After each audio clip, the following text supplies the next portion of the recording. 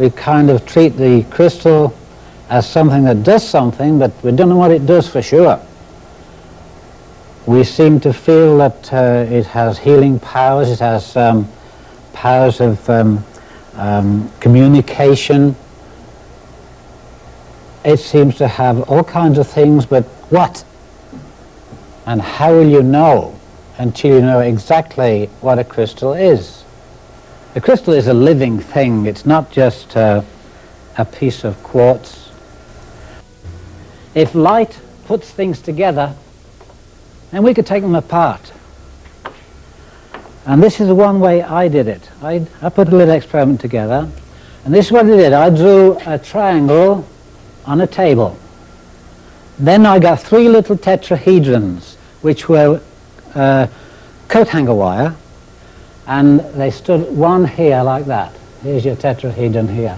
That's about to show there, but there's one stood here and one stood here, and here's the point of them. They're looking at each other. Let's put it on a plane. There's one standing here, and there's one standing here, and there's one standing here. Okay? Now, of these 3 tetrahedrons, they're only about 9 inches high, and they were only made of wire. But the shape that I was talking about has an influence on it. The shape of those tetrahedrons created a movement inside let's call it a pyramid. And the movement itself started to cooperate with the other 2. This one's talking to that one and that one. Now, I put a little wooden arm here. I'll draw it sideways. It's like a lamp post, a wooden arm, and this arm stuck out. And on the end of here, I hung a piece of string with a small piece of zinc, pure zinc, about 2 inches long, 1.5 inches wide, and 1/16 of an inch thick. And I hung it here, like that. It's over here, stood here, and it's hung down there. Here's your zinc. So between this pyramid here and this one here, they are talking to each other, if you like. That's in simple terms. What is happening is that they send electrons to each other. You probably heard about Tesla's energy through the ether. These do it naturally. Now, the energy that was being collected into here, I'll describe exactly how it happens in a minute.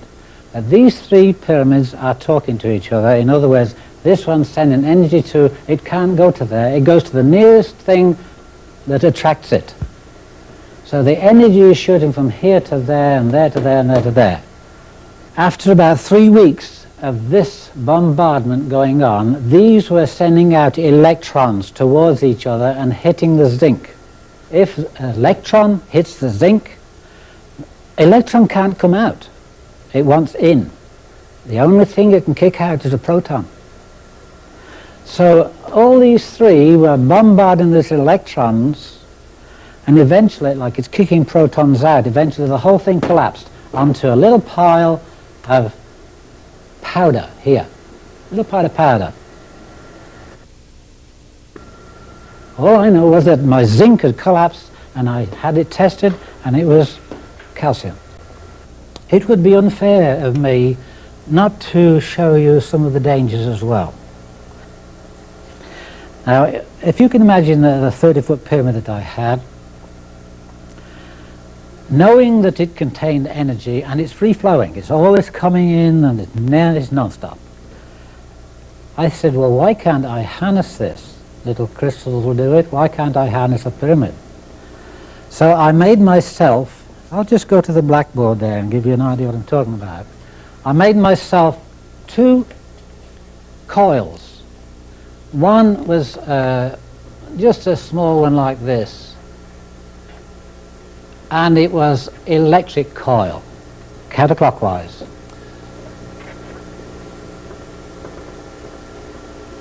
And I hung that in the top of the pyramid. But before I did that, it was stove wire, and there's about 8 strands of copper wire and stove wire. And I undid them and made them into a lot of fingers like this, spread them out, something like an antenna. And this end here, I just hung it up, fastened it up onto the beams, and that was right in the peak.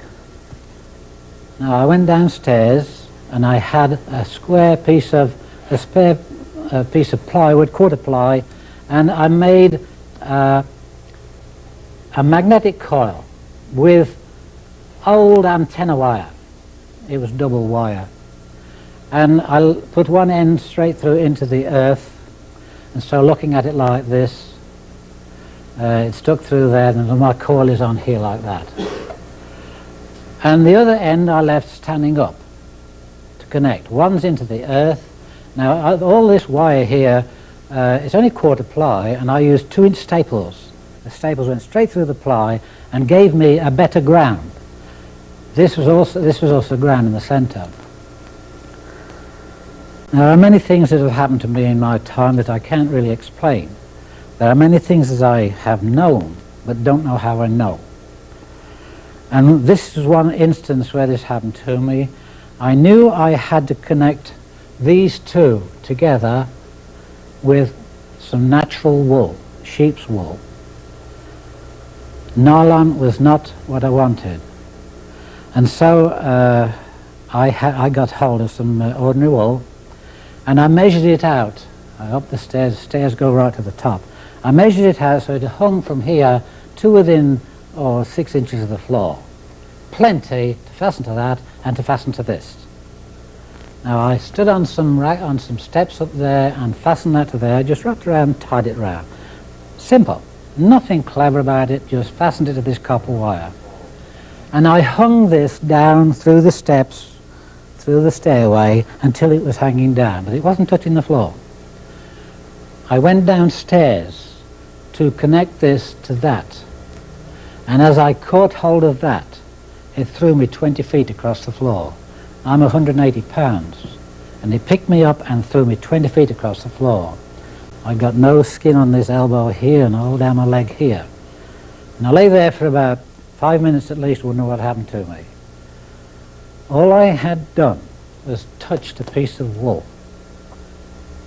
Now, this wool had gone through, it wasn't even connected to this, it had gone through my cube root of the pyramid, which was about here, and up to the point, the second magnitude there, and that part was connected. And when I touched that, I grounded the whole damn thing, and it threw me 20 feet across the floor. I didn't know what had happened to me, and the result of it was I took the whole thing to pieces. I still have the parts,